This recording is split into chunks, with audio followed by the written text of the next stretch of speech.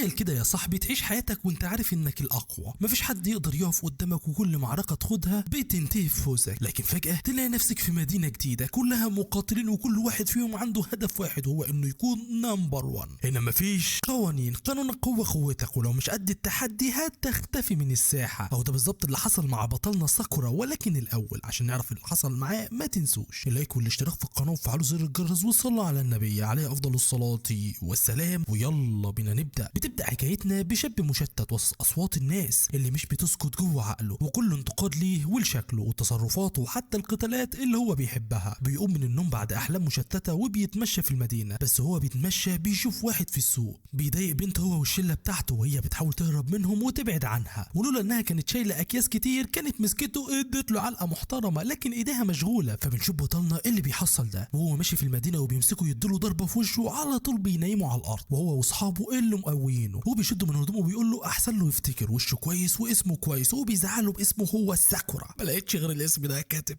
وبيسيبه وبيمشي. لكن البنت اللي هو ساعدها بتندهله عشان تشكره، فبيستغرب ومش بيكون فاهم وبتتكسف جدا، وبيقول لها انه ما عملش كده عشان ينقذها. فبتحاول البنت تكون لطيفه معاه وتاخده معاها للمطعم اللي بتشتغل فيه، وبتقدم له وجبه لذيذه، وبتكتشف انه مش من المدينه عشان كده شكله غريب ومش مألوف خالص. بس بتحس انه فهمها غلط وبتقول انه مش هو الغريب، ولكن الغريب اننا مش بنشوف كل يوم ناس جديده للمدينه دي، والوضع في الشوارع المدينه مش امان لانها مليانه عصابات وخناقات. وبتحكي له انها ما اتولدتش في المدينه دي، وبتعرفه بنفسها واسمها تاتشيبانا. لكن كل اللي بيفكر فيه ساكورا هي ليه لطيفه معاه، خصوصا ان معظم الناس لو كانوا في مكان البنت دي كانوا هيخافوا، لانه حرفيا ظهر قدامها ومسك 5 شباب فشخهم، وهي بتلاقيه سرحان كده بتقول له مش هتاكل ولا ايه، فبيقول لها انه هياكل عادي، وبيدوق اول معلقه من الاكل وبيتفاجئ انه لذيذ جدا، وبيزعل اول لما بيعرف ان ما عندهمش دليفري، وبتقرب منه بقى. بس هي بتلاحظ ان شكله مميز قوي، وبتقول له انه شكله يشد الانتباه لان شعره وعينيه كل جزء بنص لون ومختلف عن النص التاني، وبتقرب منه عشان تتامل في شكله الغريب، وهي منبهره من لون عينيه، وبتقول له انه شبه الرخام وعمرها ما شافت اللون ده قبل كده. لكن هو بيتخض منها وبيفكرها عايزه تتخانق معاه، فبتحاول تفهمه بالراحه انها مش عايزه كده. فبيستغرب ساكورا وبيقول لها انها غريبه لان معظم الناس بتتخض وبتحاول تبعد عنه، لكن بالنسبه لشكله مش هيفرق في القتال. وبيقول لها انه عشان كده جه مدرسه فيورين، وهي اقل مدرسه في التصنيفات ولكن فيها اعتى المقاتلين ودايما فيها قتالات وخناقات، وهو بقى هيكون رقم 1 في المدرسه دي، ومعتبرها معركه وعايز يثبت نفسه وسط الناس الاقوياء. فبتضحك تاتشيبانا وبتقول له انه باين عليه متحمس قوي للمدرسه لدرجه انه لابس طقم المدرسه من بدايه الحصه، لسه بكره يا باشا.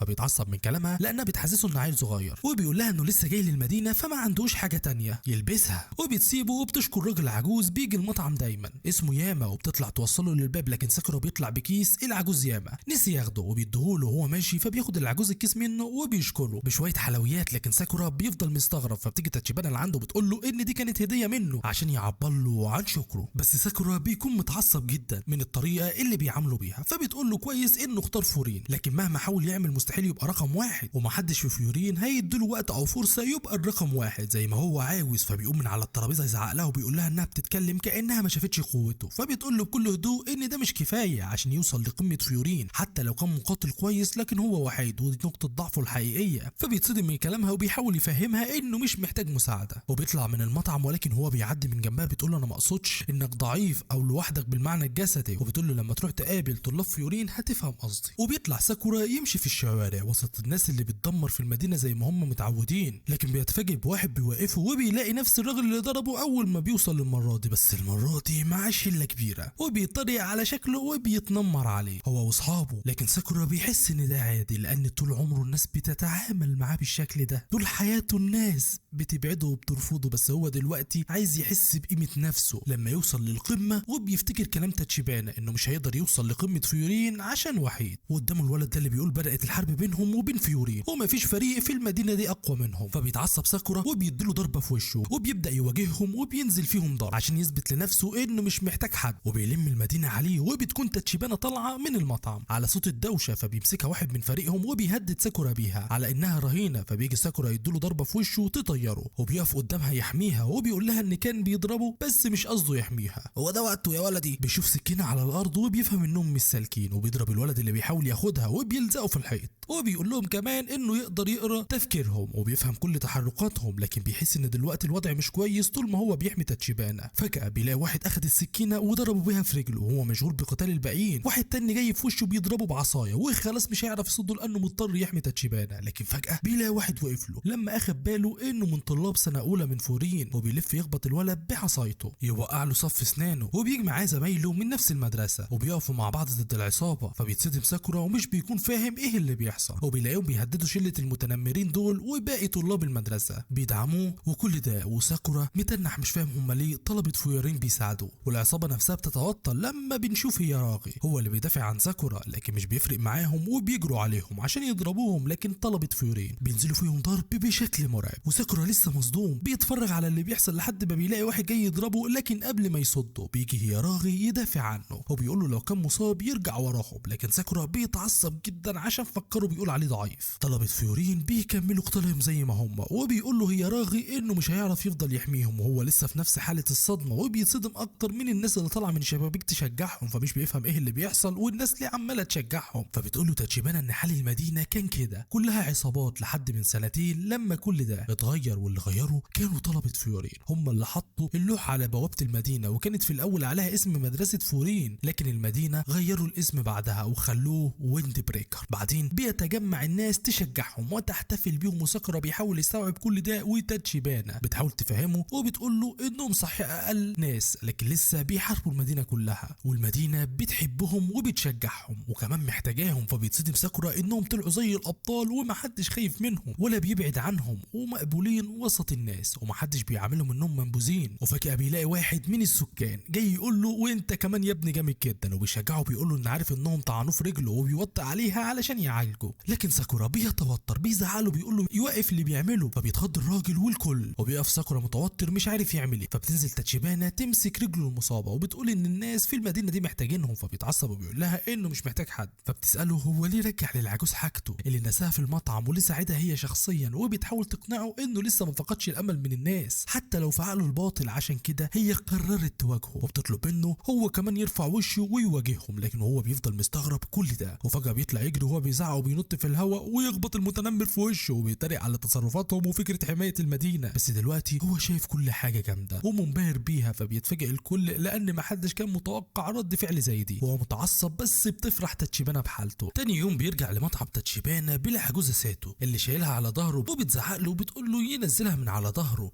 تاتشيبانا مستغربه وبتسالهم في ايه، بس واضح انها طلبت منه المساعده وبتقول له تاتشيبانا يستنى وبتجيب له يفطر هو كمان بما ان النهارده اول يوم ليه في المدرسه. وبنلاحظ حماس ساكورا وده لان الساعه 10 وميعاد الظهر، ومع ذلك هو مستعد وهو متضايق وبينكر انه متحمس، لكن فجاه بيبص بيلاقي واحد داخل المطعم مقلوب على الارض واسمه نيري، وبيقوم من على الارض يوللهم هدومه متحمس قوي لدرجه انه نسي يشيل التيكت، وهو كمان واحد من طلبه فيوري اللي داخلين سنه اولى. فبيبص له ساكورا بعدم اهتمام، فبتضحك تاتشيبانا وبتقول له انهم هيبقوا سوا. فبيقوم نيري متضايق وبيقول له انه عمره ما شافه، وبيساله لو جه من بره لمدينه، فبيقول له ساكورا بعدم اهتمام فجاه بيبص يلاقي نيري متعصب وبيلف حواليه مستغرب من شكله وشعره، وبيبص له بنظره حزن وبيساله لو حصل له كده بسبب القلق والتوتر وشه هيبيض يا عيني عليك يا ولدي. فبيتصدم ساكورا من كلامه وتاتشيبانا هتموت من الضحك، فبيزعلها ساكورا عشان بتضحك، فبتعتذر له وبتعرفهم على بعض. فبيقول لها نيري انه ما سمعش عنه قبل كده فاكيد هو نكره، فبيتعصب ساكورا وبيبص لتاتشيبانا. كل ده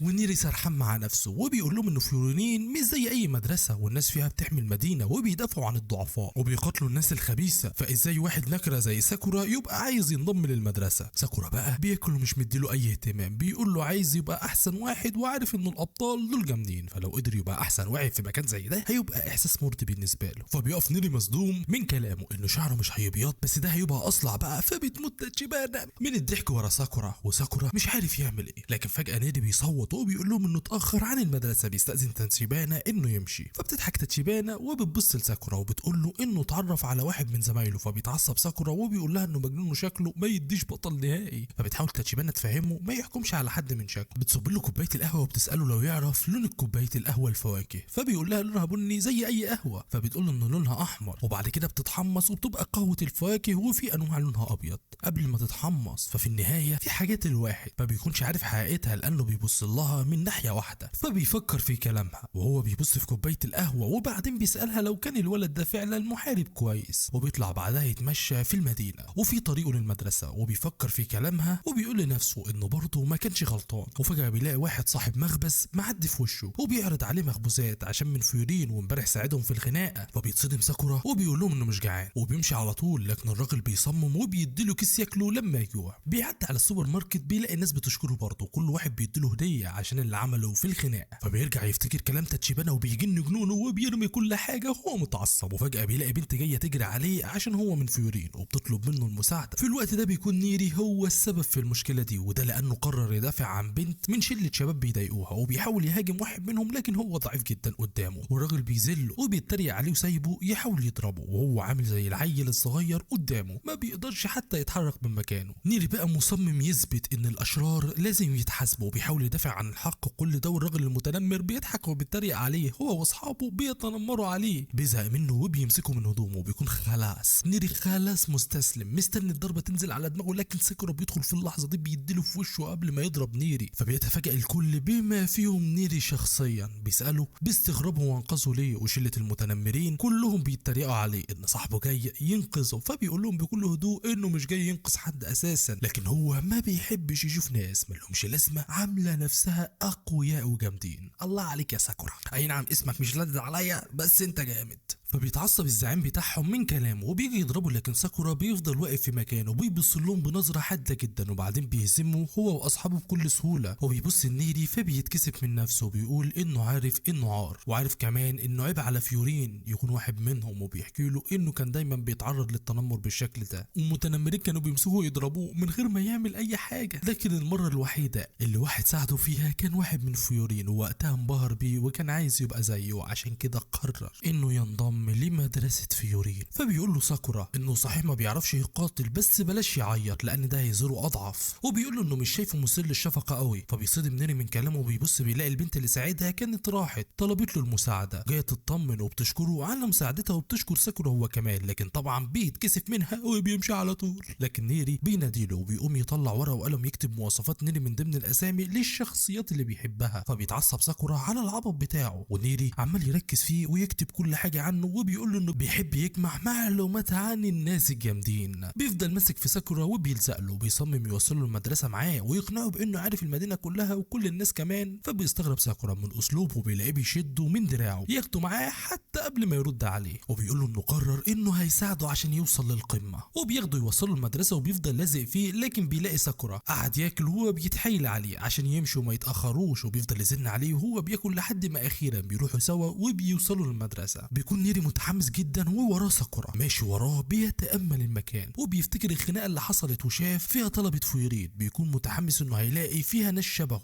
وبيبص بيلاقي نيري بينادي عليه بيقول له انه لقى قايمه الصفوف واساميهم هما الاتنين في نفس الصف، ومعاهم سو وكريو وتسوجيوارا، ودول ناس جامده جدا. لكن ساكورا مش بيفرق معاه مين معاهم، فنيري بيقول له انها طبعا حاجه مهمه لازم يعرفوا مين معاهم ومين ضدهم. وفجاه بيتصدم وبيقول انه شاف اسم واحد شرير هيبقى معاهم، وبيطلب من ساكورا انه يوعده انه هيبقى كويس مع الكل وما يعملش مشاكل. وبيحاول يشرح له ان كل اللي في المدرسه هم اهل المدينه ومتجمعين لحمايتها، وهو مش من المدينه، فلو عمل مشكله الكل هيتجمع ضده. لكن بيبص بيلاقي ساكورا بيسخن جسمه قبل ما يفتح الباب، وبيعمل حسابه لاي حاجه وبيفتح الباب وبيدخل بكل ثقه. الكل بيبص عليه باستغراب، ونيري مرعوب وراه وخايف اي حد يضربه. واحد من ضمن الموجودين بيشوفه بيجي لعنده بيقول له ان اكيد ساكورا، فبيستعد ساكورا للقتال وبيساله انت مين بقى يا معلم، فبيعرفهم بنفسه اسمه سو. فبيعرفوا نيري على طول، بس بيزهق ساكورا منه انه عمال يرغي كتير، فبيحاول نيري يهديه، لكن سو بيكون مهتم بيه وبيساله عن نفسه. بما انه من بره المدينه ساكورا بيكون متوقع انه هيعامله انه شخص غريب، لكن هو في الحقيقه معجب بيه وبيقول له انه سمع عنه ومنبهر بيه وباللي عمله في الخناقه. فبيتصدم ساكورا ونيري هم الاثنين، وبيبداوا باقي الطلبه يسالوا عن سو، فبيحكي لهم عن الخناقه اللي كانت في الشارع الرئيسي امبارح، وان اللي قدر يحمي المدينه وقتها هو ساكورا. فبيجمع الكل حواليه وكل واحد سمع عنه حاجه اجمد من الثانيه، فبيتصدم ساكورا من معاملتهم معاه. ونيري كمان مش مصدق انه ما بقاش عدو المدرسه، وبيسالوه هو ليه جه المدرسه، فبيقول لهم ساكورا انه جه عشان يبقى احسن واحد فيها. فبيتصدموا من رده وبيقفوا مستغربين، فبيخاف نيري وبيحاول ما يقصدش انه هيضرب حد منهم او يأذيهم. فجاه بيبصوا بيلاقوا ترابيزه بتترمي عليهم، والكل بيبص يشوف مين اللي رمى الترابيزه دي. بيلاقوه هو اخطر طالب في المدرسه سوغيتشا. بس ساكورا متحمس للخناقه الاولى وسوغيتشا داخل عليهم يضربه على طول. بيبصوا يلاقوه متعصب جدا وداخل يضرب ساكورا وبيقول له انه هيقتله ويقف قصاد. فبيقول له انه مش مستني اقل من كده من اكاديميه وثانويه فيورين. كاتك هاي تعالى لي يلا. وساكورا واقف في مكانه وفجأة بيلاقي سوجيشيتا جاي يضربه فجأة، والاتنين بيمسكوا ببعض وبينزلوا ضرب ببعض كأنها معركة حياة أو موت. كل ده وسو واقف في جنب بيعمل تعليق صوتي على اللي بيحصل. ودلوقتي سوجيشيتا بيديله بالبنية تصدر وخالي من الأسطورة ساكورا. وفجأة بيسمعوا صوت حد بيتكلم في الميكروفونات بتاعت المدرسة وبيرحب بيهم، واسمه أوميميا. بيتحمس ساكورا أول ما بيسمعه، بيفتكر إنه أكيد هو أقوى واحد في فيورين، وأكيد هو رقم واحد في المدرسة. فبيعتذر لهم وبيقول لهم إنه نسي أساسا هو جاي يقول إيه تخيبة يا جدع، وبيحاول يقول أي حاجة وبينصحهم يستمتعوا شبابهم لأنهم لسه داخلين. فبيفرح نيري بالأفكار الطيبة دي وبيضحك، بس قبل ما يتبسط دقيقتين على بعض بيبص بيلاقي ماسكه من شعره، بيسأله هو بيضحك على ايه، فبيترعب منه بيقول انه بس مبسوط بالكلام اللي سمعه عن الدراسه هنا. وبيكمل أوميميا كلامه بيقول لهم انه متاكد ان عددهم هيخلي طلبه منهم ما يتفقوش سوا، واكيد ما ينفعش حد فيهم يتخانق مع التاني من اول يوم. مش هطلب منكم انكم تكونوا اصدقاء، لكن على الاقل ما تكونوش اعداء. فبيتصدم سوجيشيتا وساكورا من كلامه وبيصوت يقول لهم ان سوجيشيتا هو اللي اتخانق معاه الاول، لكن أوميميا بيقول لهم لازم كل واحد منهم يحمي المدينه دي لانهم دلوقتي بقوا جزء من فيورين ولازم يرفعوا اسمائهم ويحموا الناس. فبيستغرب ساكورا انه مش واقف قدامهم، وبمجرد كلامه الكل اتأثر وبقوا متحدين مع بعض لمجرد انه قوي وشاطر في القتال. فالكل سمع كلامه وعمل له الف حساب. فبيجي سو عليه هو وسوجيشيتا وبيقول لهم مش هيتصالحوا بقى ولا ايه، وبيقول لهم يسلموا على بعض ويعملوا هدنه دلوقتي. فبيتعصبوا هما الاثنين وبيزعق ساكورا وبيقول له ان هو اللي بدأ. فبيقول له سو انه معاه حق ان سوجيشيتا هو اللي بدأ، بس لو عاوز يوصل للقمه لازم يختصر الطريق على نفسه ويقول لسوجيشيتا ما حدش عارف أوميميا ممكن يعمل ايه لو عرف ان هو اللي هاجم زميله الاول. فبيتعصب سوجيشيتا وبيمد ايده وهو متضايق لساكورا قدام الفصل كله باستغراب. فبيستغرب ساكورا وبيقول معقوله بيعرض عليا فعلا الصلح فعلا. فبيقف نيري ورا يقول له يسلم عليه بسرعه. فبيكون ساكورا مستغرب انه مش هيضربه لانه مش متعود على اي تعامل غير بالضرب. فلما بيسلم عليه بيكون مستغرب جدا من حاجه شكل دي. هو وسوجيشيتا متضايقين وبيفرح الكل بسلامهم على بعض، لكن الاثنين بيضغطوا على ايد بعض وبيفشخوا ايدين بعضهم لحد ما ايديهم بتوجعهم. وبيتحمس الكل وبيجري على ساكورا، فبيتصدم من جريهم عليه وبيقع الكل يتلم حواليهم منبهر بيه انه قدر يضرب سوجيشيتا. هو مستغرب اصلا بالدفى اللي بينه وبينهم لانه لاول مره يحس بيه، وهم بيشيلوه يحتفلوا بيه وبيطلعوا يلاقوا واحد بيزعق لهم وبيقول لهم يطلعوا بره المدرسه. وساكورا مستغرب عشان هم لسه داخلين وطالع معاهم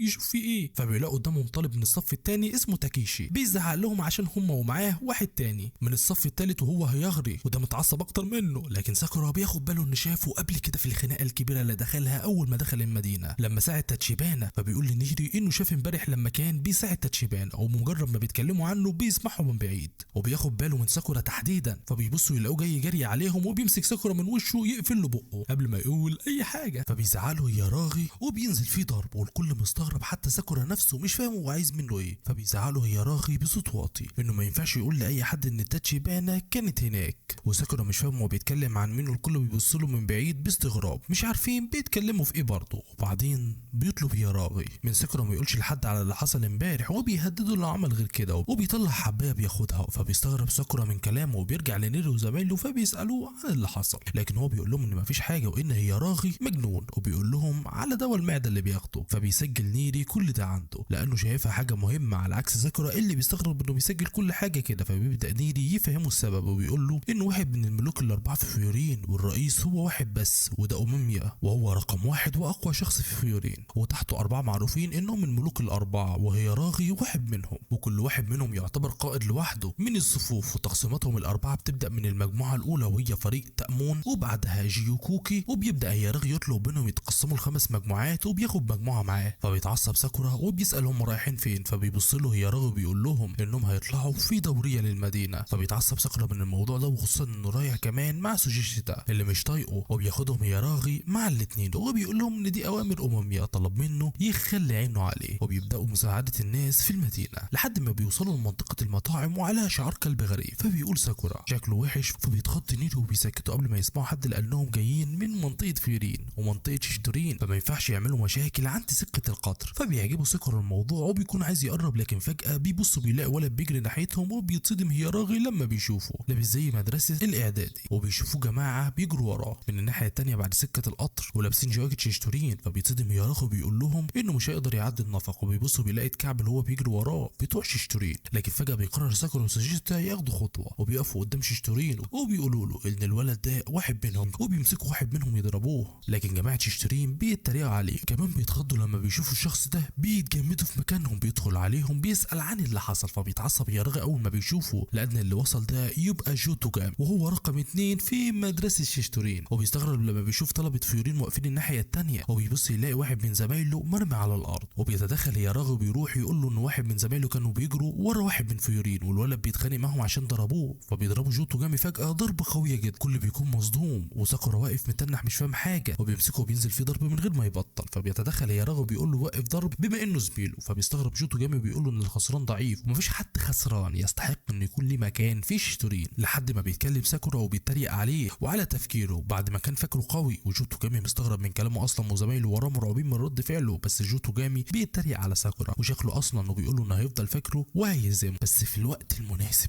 فبيتعصب ساكورا انه مشي وسابه وما اتخانقش معاه، بس بيجري نير عليه هزاه انه دلوقتي بدا حرب. بيتعصب ياراغي وبيزعل لساكورا وبيقول له انه ورط نفسه وفي مشاكل ما كانش ليها لازمه، وكان المفروض هو يكون اول واحد ياخد خطوه ويتدخل وبيعتذر لهم. فبيستغربوا كلهم من كلامه وبيلاقوه ماشي، وبيقول لهم يلا عشان نرجع للمدرسه. وبيكلم الولد اللي كان بيطارده الشيشتوريين واسمه ساساكي، وبيقول له يروح معاهم هو كمان بما انه من المدرسه، ولازم يروحوا ويبلغوا موميا بكل حاجه. وبيرجعوا للمدرسه سوا وبيفتحوا الباب عشان يروحوا، بس بيلاقوه واقف بيزرع خضار. فبيصدم ساكورا من المنظر والكل بيستغرب زيه، وبيبصوا بيلاقي ياراغي رايح على اوميميا. فبيبص له ساكورا بانبهار ان ده الراجل الاقوى في فيوري. اوميميا اصلا بقى بيكلمهم عن الزرع والخضار اللي عنده، وساكورا مش فاهم ازاي ده رقم واحد، يا ترى ايه المميز فيه. واخيرا بيلاحظ ان حاجه حصلت بما ان كلهم متجمعين، فساساكي بيقف يحكي له ايه اللي حصل وهو خايف منه وبيعتذر له. لكن اوميميا بيمدحه وبيقعد يضحك ان الزوجيش بتاعه وساكورا ضربوا الولد على دماغه وهي راجع على جنب بيموت وبطنه تعبانه. بس ساكورا مش بيقدر يمسك نفسه وبيقوم يشتم في الشينسوريين. فأوميميا بيقرب عليه وبيقول له برافو عليك وبيمدح فيه وهو بيلعب في شعره. لكن ساكورا مش فاهم كل المشاعر الغريبه عنه دي، خصوصا انه دلوقتي مطمن ومرتاح، ودي حاجات غريبه جدا. فجاه ياراغي بيوصل له اتصال عن مشكله حصلت، وقبل ما يلحق يتكلم بيسمعوا حد جاي قدام المدرسه بميكروفون، وبيطلعوا يلاقوه رقم واحد في الشينسوريين، ايوه تشوجي، جاي يطلب من اوميميا يقتله. لكن الكل بينزل له تحت وبيتصدم ساكورا من التحول اللي بيشوفه في شخصيه اوميميا اللي بقى دلوقتي مرعب. وتشوجي بيطلب منه يقاتلوا بعض واحد ضد واحد. اوميميا بيكون رافض، ولكن في النهايه بينصاع ليه لانه خايف ان الموضوع يكبر. وساعتها بتوصل مجموعه جوتوجامي. اوميميا اول ما بيشوف اللي بيحصل بيوافق، وده لانه مش عايز الموضوع يكبر. ولكن هنا جوتوجامي بيقترح عليهم ايه رايكم نعمل منافسه، انا ضد الواد ابن الهرمه ده، ويقصد هنا ساكورا، وانت ضد اوميميا. والكل في النهايه بيوافقوا، حتى اوميميا اللي كان رافض في النهايه بينصاع للكل. وبعدها بيطلع ساكورا والفريق على مطعم تاتشيبانا يتعشوا هناك، ونيري بيصوت من الرعب.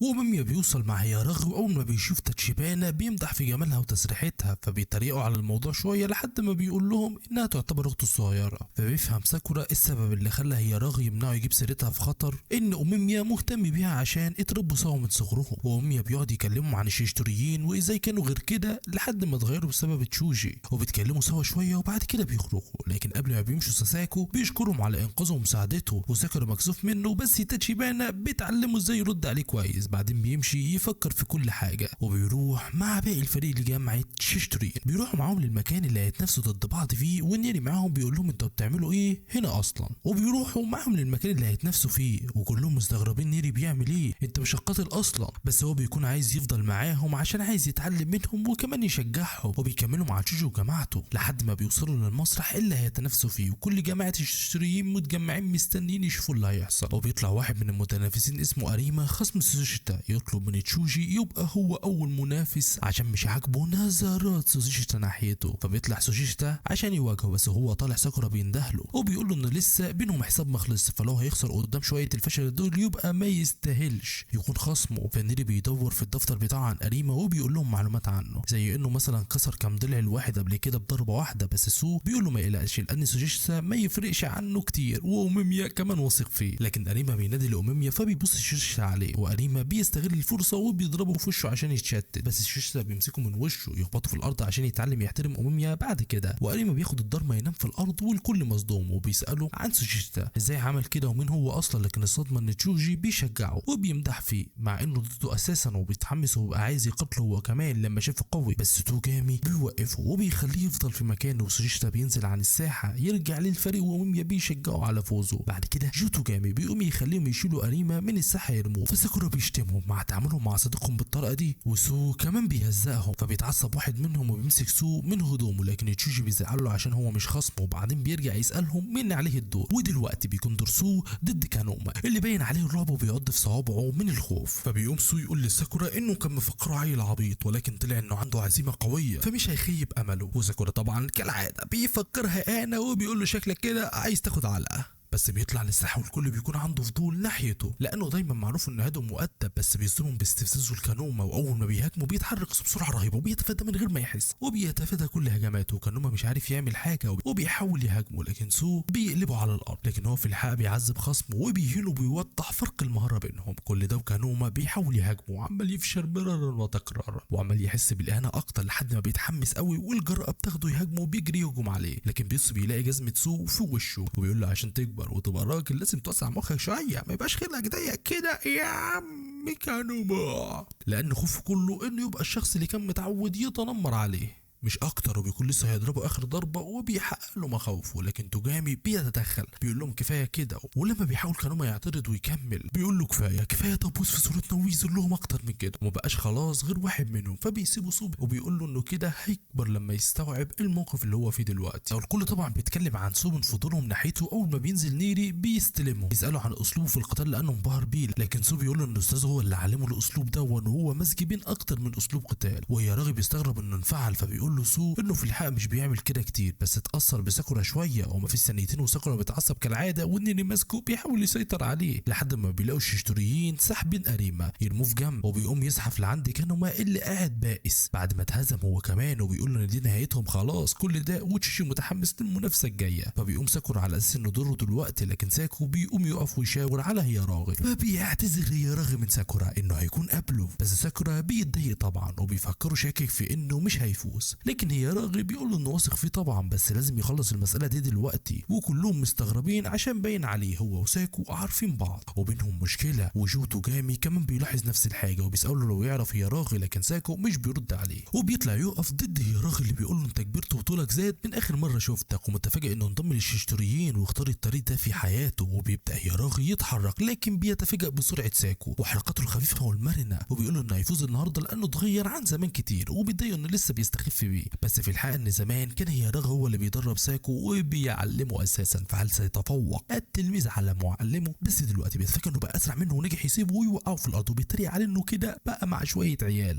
طريه هم اللي عملوا فيه كده. فساكورا بيسمع الكلمتين دول وبيتعصب وبيقوم يهزق في اللي خلفه هياراغي. واوميميا بيكلمهم اكتر عن شعار فيورين والزعماء، والحق ان ساكو كان بيتعرض للتنمر بسبب ضعفه، وده اللي خلاه يتعرف على هياراغي لانه دافع عنه، ودلوقتي الاتنين في مواجهه جنونيه قصاد بعض. مع ان ساكو وقت ما كان ضعيف هو اللي طلب من هياراغي يعلمه القتال عشان يدافع عن نفسه من المتنمرين، لكن بعد ما اتعلم القتال اتحول لشخص مختلف وبقى كل همه يهزم اشخاص اقوياء عشان يبقى اقوى ويهزم اكتر منهم وعشان تزيد قوته، لحد ما قابل جو توجامي وتشوجي واقنعوه ينضم ليهم. ودلوقتي بيقول لهياراغي انه السبب في كده وبيحاول يهاجمه بكل قوته، لكن هياراغي بيخبط برجله في وشه يخليه ينزف. ولما بينهار ساكو بيعترف لهياراغي انه انضم لاوميميا ونصحه ما يكملش وراه عشان بس يدور على هدف خاص بيه ويعيش حياته باسلوبه الخاص. بس ساكو شاف ان دي انانيه لانه كان دايما عايز يبقى زيه وما كانش فارق معاه هو رايح فين، المهم يفضل وراه مش اكتر. وبيخسر ساكو في النهايه وبيترمي على الارض، وهياراغي بيفتكر وقت ما قال له زمان انه اخد قراره يفضل دايما وراه. كلهم مصدومين ان ساكو خسر، ولكن في نفس الوقت منبهرين بهياراغي لانه واحد من ملوك فيورين الاربعه، بس كانت معركه رهيبه بينهم. بعد كده بيقوم جو توجامي يقول لهم حد يشيله يرميه من الساحه، فهياراغي بيقول له هتصرف انا وبيشيله، بس جو توجامي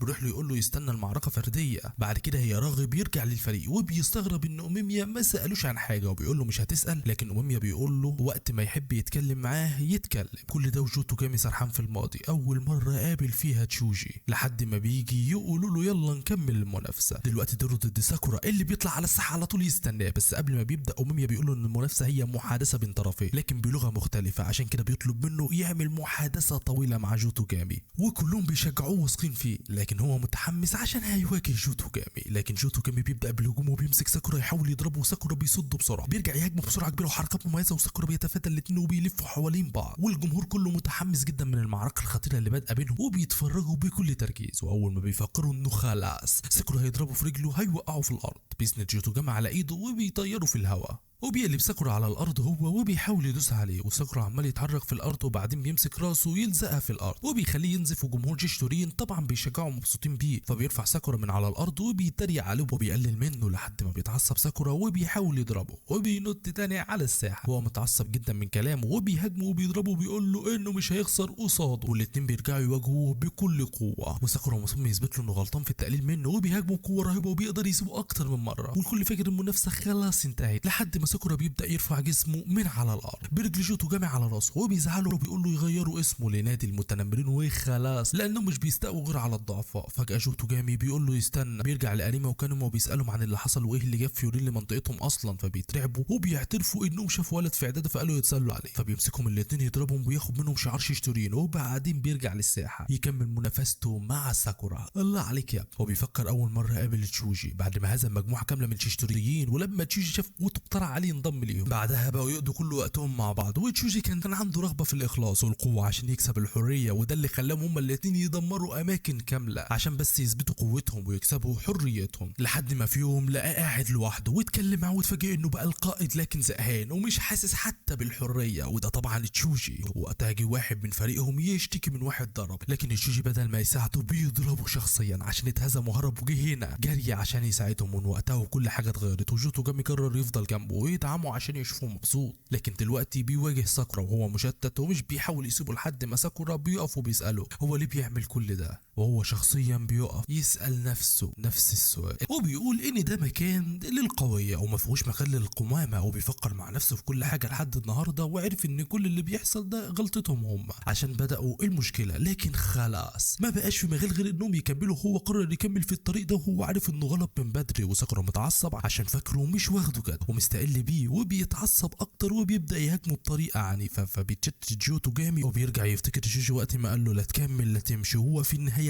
اختار انه يكمل، وبياخد ضربه من ساكورا تخبطه على الجدار على شعار الشيشتوري، بعدين بيلف يضرب ساكورا في وشه وبيخلع حذاءه ويفك شعره، وبيقول لساكورا انه جوتوجامي يلا، وبيبداوا الجد بقى والاتنين بينزلوا ببعض ضرب موت، لدرجه ان الكل بيتوتر وبيخاف منهم ومش بيهدوا خالص، بيبقى منظرهم زي المجانين، حتى فريق فيورين منبهر بقوه ساكورا، هو شخصيا مرتاح جدا وهو بيقاتل وكله حماس، والاتنين بيخبطوا في وش بعض برجليهم وبيقعوا على الارض في نفس الوقت، لكن جوتوجامي بيضحك وبيقول له انه ما كانش يعرف ان الموضوع حماسي كده، وبيقوموا يكملوا هما الاتنين قتال وبيوصلوا للضربه الاخيره، لكن جوتوجامي بيحس ان الوقت خلاص لازم يكمل مع تشوجي، لازم يفضل مفتح عينيه ويضربه لما يلاقيه غلطان، ودلوقتي فهم وده بفضل ساكورا، فعشان كده بيفلت ايده قبل ما يسيب ساكورا في اخر ضربه، وبيتصاب هو بضربه ساكورا، وبكده بيقع في الارض يعلن استسلامه، لكن ساكورا بيرفض استسلامه مش بيكون راضي عن النتيجه، ولكن تشوجي بيدخل وبيقول له لا اطلع عشان دلوقتي المنافسه بين الكبار، انا ضد اوميميا، وعمال يتنطط زي المجانين، وساكورا بيتخانق معاه، فبيقوم جوتوجامي وبيقرب منه عشان يحط ايده على كتف تشوجي، لكن تشوجي بيخبطه يطيره لبعيد، وبيقول له انه خسر فما ينطقش بحرف، فبيتعصب ساكورا وبيكون هيمسك تشوجي، ولكن هنا بيتدخل اوميميا بيوقفه بيقول له خلاص جه وقت التبادل، لما بيلاقيه لسه منفعل بيقول له انه مبسوط انه عمل محادثه قويه وده باين عليه، وبيطلب من جوتوجامي يسيب له الموضوع من هنا، فبيخرج ساكورا ووراه بيخرج جوتوجامي، والكل مبسوط بيه وبيدعمه، هو اصلا مستغرب، بس دلوقتي منافسه اوميميا وتشوجي اللي بيتريق على كل الفيوريين وبيقول لهم انتوا اضعف من الشيشتريين، وكلهم مستغربين من كلامه، وبيبص بقى لاوميميا وبيقول له انا ههزمك عشان كده، ده غير انه في قمه فيورين وشكله مبسوط وهو عايز الحريه اللي عنده، وبيبدا يهاجم اوميميا وبيطلع على كتفه وبيضربه وبيقلب شقلبه طيران وضرب يمين وشمال، وساكورا بيتفرج ولسه متضايق انه ما كملش ضد توجامي وعايز يبقى اقوى، واوميميا بيصد تشوجي وهو عمال يتشقلب لحد ما بيضربه يخليه ينزف وبيقول له انه مش هيخسر. وتسوجي متحمس وعمال يضرب فيه، واوميميا كمان بيصده وبيواجهه بقوه رهيبه، لكن تشوجي مش بيقدر يسيبه بالرغم من محاولاته. فاوميميا بيقول له انه ضربه ملوش وزن وبيساله هو بيقاتل ليه، فتشوجي بيحاول يثبت له قوته وبيضربه، لكن اوميميا بيردها له وبيخبطه يلزقه في الارض، وهو عمال يساله عن المتعه والحريه وهو شايفهم ازاي. هو بيضغط عليه بالكلام وتشوجي بيحاول يضربه ومش بيقدر يسيبه، واوميميا هو اللي بيقدر يسدد ضرباته، لحد ما تشوجي بيفتكر ماضيه وازاي كان قبل كده معاهم، وبيبدا يصرخ من الاصوات اللي في راسه، وبيرجع يسال نفسه هو ايه اللي ناقصه، وبيتشتت تاني وبيصرخ زي المجنون، وبينزل ضرب في اوميميا من غير رحمه، وبيعتذر له انه ضغط عليه كده، لكن تشوجي منفعل وعمال يضربه وكمان بيعضه من رقبته، لحد ما اوميميا بيقوم وبيقول له انه كان زمان احسن بكتير، وحتى قبضته كان ليها وزن دلوقتي بقت فاضيه، وبيقوم قدامه يمد ايده ناحيته وبيفكره هيضربه، لكن اوميميا بيمسك راسه وبيقول له يفتكر حقيقته وبيخبط راسه يوقعه في الارض. وتشوجي بيشوف نفسه ازاي كان مبسوط زمان مع اصحابه، وفجاه الكل بيختفي والدنيا بتضلم والكل بيبعد عنه وبينهار في الارض في مكانه، ولما بيفوق بيلاقي جو توجامي جنبه، والاتنين بيتكلموا سوا عن اللي حصل، وتوجامي بيدعمه بيقول له انه عايز يكون جنبه ويشوفه مبسوط، وكان مفروض يواجهه من زمان ما يسيبوش لحد ما يوصل للحاله دي، وبيعتذر له. وتشوجي بيقول له انه كان عايز يبقى القائد عشان يستمتع، لكن لما وصل ما حسش باي فرق، ما بقاش عارف يعمل ايه بعد كده، عشان كده بقى بيلومهم لحد ما الكل سابه ما عدا توجامي، ودلوقتي فهم انه دمر حريته بنفسه، وبيشكر توجامي انه كان دايما بيحميه، والاتنين بيقلبوها عياط واحزان وما حدش فاهم حاجه، بس تشوجي بيقوم بيوعده انه هيصلح كل حاجه، وبيخلع الجاكيت بتاعه ويدي لاوميميا عشان يخرج من الفريق، لكن اوميميا بيقول له انه ما كانش ناوي يعمل كده وينقذه، بس بيقترح عليه يكونوا اصحاب، فبيتصدم الكل وتشوجي نفسه بيضحك من كلامه، فاوميميا بيقول لهم يلا كل واحد على بيته، ودلوقتي هيتجمعوا يحتفلوا كلهم سوا، وبياخدهم وبالفعل بياكلوا مع بعض، واوميميا مبسوط جدا وبياكل وبيمدح في الاكل، وساكورا متعصب من اللي بيحصل، بس فجاه توجامي بيعتذر لهم عن كل اللي حصل لان كل ده كان غلطته، وتشوجي كمان بيعتذر لهم، فاوميميا بيقول لساكورا يقرر هو لان المشكله بدات عنده، فساكورا بيتفاجئ وبيقوم يزعل توجامي يقول له يبقى راجل جامد ويبطل يقول ويتصرف بطريقه كويسه، فاوميميا بيقول لهم خلاص تبقى اتحلت، وبيقعد ياكل وهو مبسوط ولا كأن حاجه حصلت، وتشوجي بيساله عن سبب سعادته واستمتاعه، فبيفهموا انه بيحب الاكل بس، ودايما بيعمل حاجات كتيره مع اصحابه او حاجات بيحبها وبموضوع ملوش علاقه في القمه ولا لا، او حتى دلوقتي فهو مبسوط انه شايفهم مبسوطين مع بعض، ولازم تبسط حياتك. بيتصدم ساكورا من كلامه مش بيكون مستوعب، وحتى تشوجي بيقول له انه مستحيل يوصل له ويكون زيه، وبعدها بيودعوا بعض، واوميميا بيقدم لتشوجي هديه كرواسون، وتوجامي بيضحك،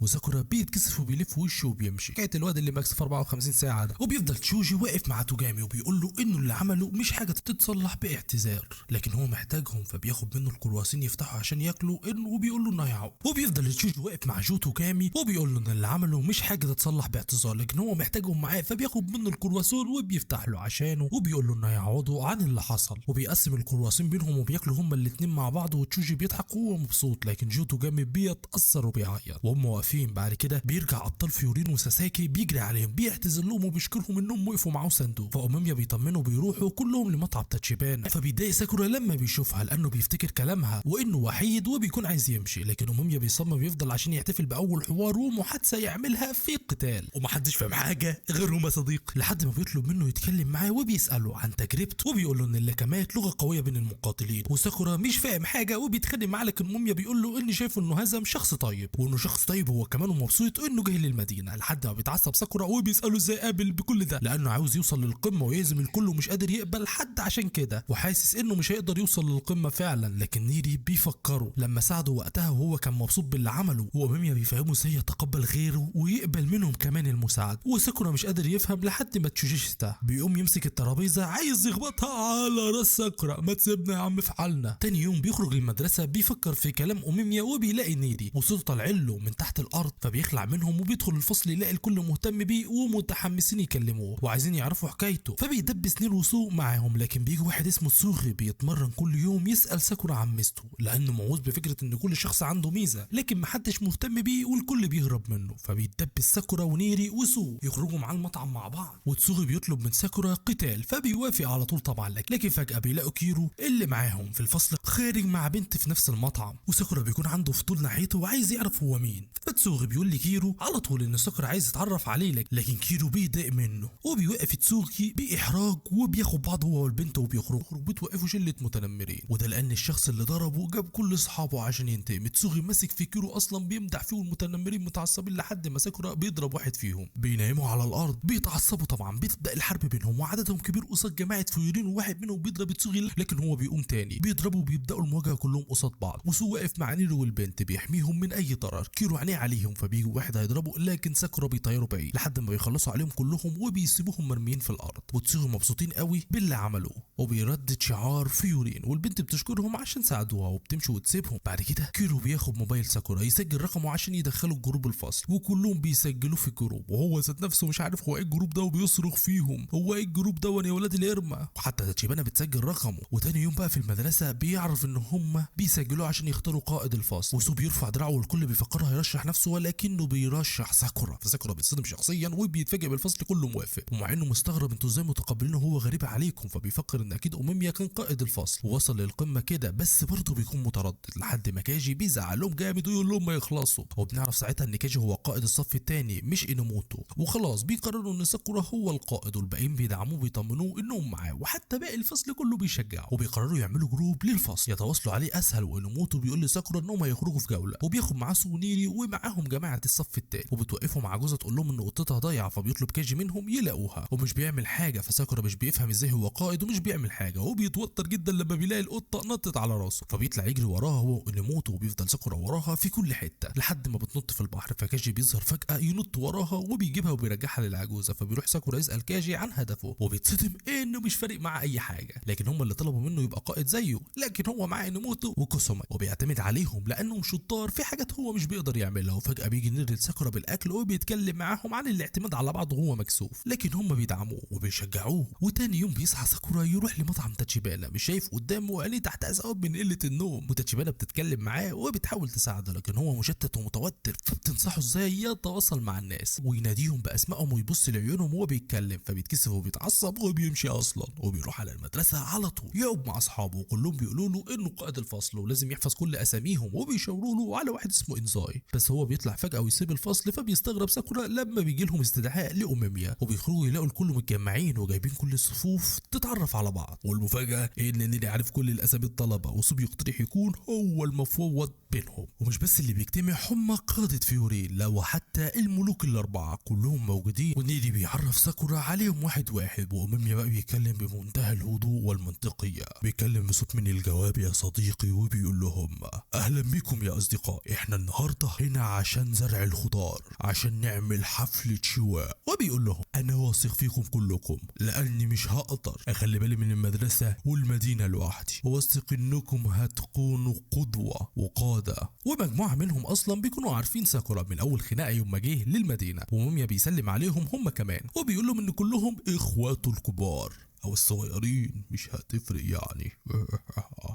طبعا محدش بيكون فاهم حاجه وكلهم بيرجعوا الفصل وبيتكلموا مع بعض، لكن ساكورا بيلاحظ ان انزاي مش موجود. بعدها بيخرجوا في دوريات في المدينه، وبيكون في جماعه بلبس غريب بتتمشى ومغطين وشهم، هم من جماعه كيل، دي جماعه كبيره عاملين فريق وباين عليهم بيدوروا على حد. وفجاه بيسمعوا صوت ست بتصرخ، فبيجروا يشوفوا في ايه، وبيتفاجئوا بواحد من فيورين مصاب وبينزف، وهو انزاي من فصلهم مغمى عليه، فبياخدوه يطمنوا عليه، لكن هو بيقول لهم انه كان بيطارد كلب، ومحدش مصدقه طبعا. وبيقعد سو يفهمهم ليه فكر في كده وشك فيه، ونيري بيقول لهم لو في احتمال ان ده حقيقي. كلهم بيعرفوا ان اتخانق مع كيل لانه باين عليه، لكن نيري بيصمم يساعدوه، على عكس ساكورا اللي شايف ان كل شخص عنده اسرار. نيري بيكون مصمم، ولكن ساكورا بيرفض وبيقول لهم هيرجع البيت وبيمشي. اما انزاي فبيكون في الجنينه مع بنت مصدومه من حالته، وبتساله عن واحد اسمه ناغاتو، وبيقول لها انه ما يقدرش يرجع لان الفريق اللي فيه خطر. اقترح عليه يستعين بفريق فيورين، لكن هو بيرفض لان دورهم هو حمايه المدينه وده موضوع شخصي. فبتقترح عليه تروح معاه، بس هو بيزعلها وبيرفض وبيقول لها انه هيتصرف، لكن هي قلقانه عليه. فجاه اوكارا بيشوفها فبيسالها عنه، ولما بتلاقيه من فيورين بتقول له ان صديقته من الطفوله وكان معاهم واحد صاحبهم اسمه ناغاتو، كانوا بيلعبوا دايما سوا لحد ما في يوم لقت انزاي اتخانق مع حد، فبيقول لها ان بسبب كيل، وده شخص هي ما تعرفوش،